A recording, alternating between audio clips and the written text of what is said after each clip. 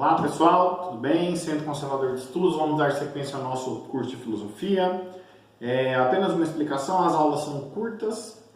Um dos motivos é a questão do recurso, nós gravamos no celular, mas não, obviamente que não é esse. O principal motivo das aulas é ter, em média, menos que 10 minutos, 6, 7, 8 minutos.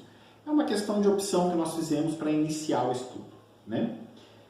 Bem-vindo, aquele que é novo, aquela que é nova aí no curso.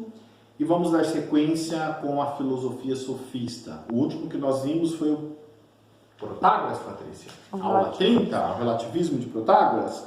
Hoje nós vamos dar sequência com Gorgias, um outro grande filósofo do período da filosofia sofista, que é a filosofia que deslocou o eixo da natureza para o homem. É o primeiro momento em que a filosofia se debruça sobre a questão e o estudo da vida humana, do homem, das coisas que envolvem a vida do homem. Então, Gorgias, ele nasceu na região, na Grécia Antiga, no mundo grego antigo, muito mais do que Grécia no sentido geográfico, mas do mundo e na cultura grega antiga, em Sicília, por volta ali do ano 485 a 480. Nós seguimos Giovanni Reale, História da Filosofia, volume 1, antiga e medieval no único volume, da editora Paulus, um ótimo historiador da filosofia, um italiano. O Gorgias, ele se caracterizou por uma pessoa que teve uma longa vida, e o autor chama a atenção, os estudiosos, provavelmente viveu mais de 100 anos, com ótima saúde, era uma pessoa, como é característica desses filósofos, que viajava muito. Então, sobretudo nesse período da filosofia sofista, os filósofos interagiam e conheciam as outras cidades no mundo grego, mas também fora da Grécia, contato com a Ásia, contato com outros povos. Isso mostra o interesse que eles tinham de conhecer as coisas. Eles não se limitavam àquela realidade ali que os cercava, mas eles buscavam conhecer outras coisas.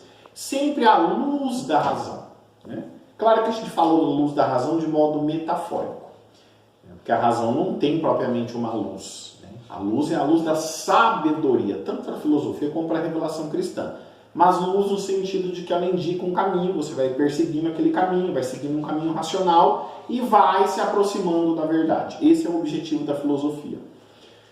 Gorgias, enquanto Protágoras parte do relativismo para implantar o método da antilogia, tema das duas últimas aulas, Gorgias parte do niilismo para construir o edifício de sua retórica.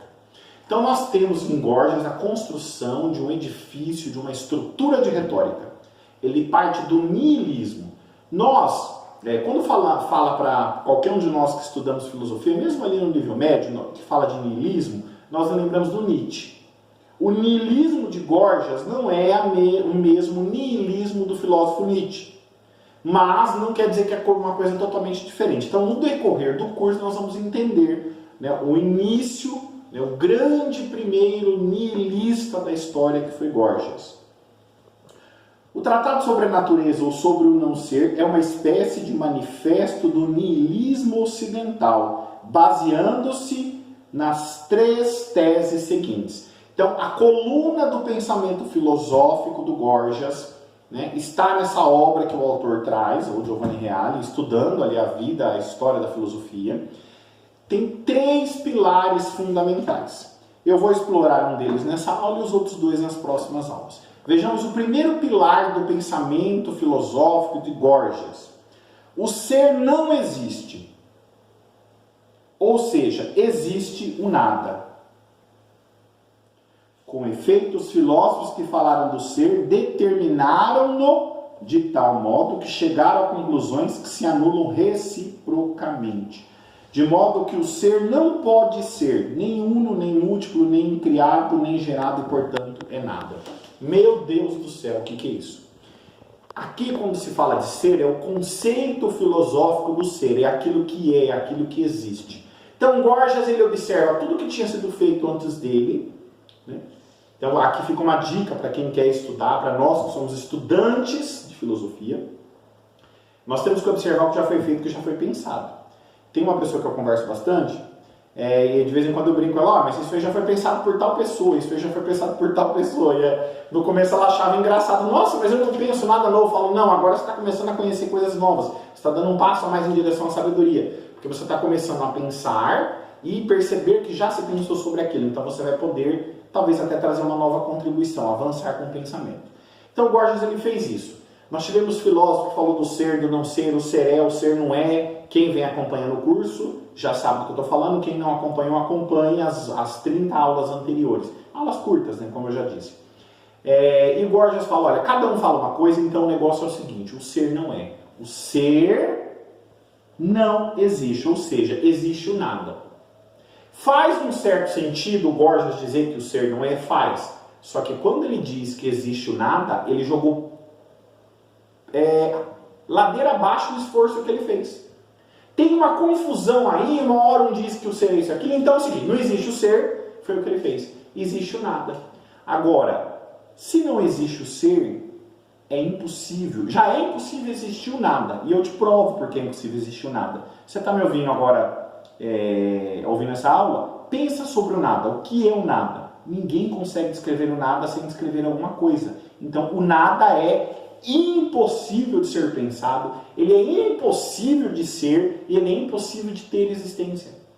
Então Gorgias, nesse momento, ele parte para o niilismo, que é um cachorro correndo atrás do próprio rabo. Nós vemos que ele leva tão a sério a ideia de usar a razão, mas lembrando do risco da filosofia sofista, que é o homem no centro. Ele fica tão cheio de si, ele fica tão cheio da sua humanidade, ele fica tão cheio da sua razão, o ser não existe. Ele poderia até ter parado aí e dar uma boa discussão filosófica. Existe o nada, jogou tudo fora.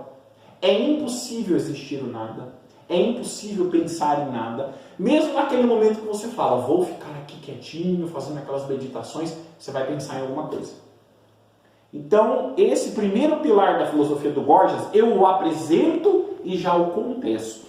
Porque o estudante de filosofia, nós estamos fazendo um curso de filosofia, nós estamos estudando a partir da história da filosofia, nós estamos estudando a história da filosofia. Então, nós estudamos filosofia seguindo os passos da história da filosofia, mas já fazemos reflexões filosóficas. Então, eu já contesto, e você também que me ouve pode contestar ou tentar sustentar o pilar da filosofia do Gorgias de que existe o nada. Gorgias se perdeu, Gorgias deixou de fazer filosofia. Quando ele afirma que o ser não existe, é discutível. Dá uma boa discussão filosófica. Quando ele afirma que existe o nada, o primeiro pilar do Gorgias já foi para o chão.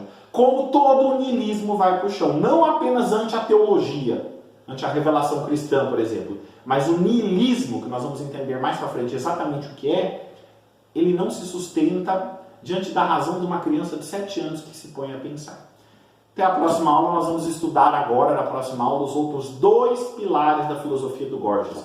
Vamos ver para que caminho que ele foi. Se ele continuou num caminho racional, portanto filosófico, ou se ele entrou num caminho de espécie de idolatria do homem e do homem como centro. Grande abraço.